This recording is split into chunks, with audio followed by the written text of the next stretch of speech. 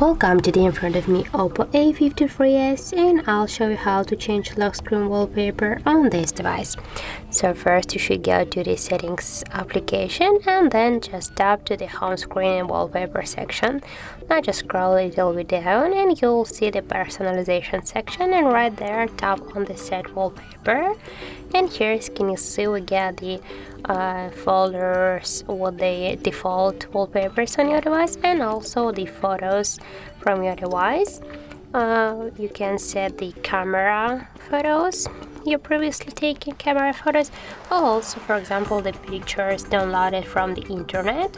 For example, we can go with the regular wallpapers, and for example we wanna set this wallpaper, or you can just select another one, for example this one.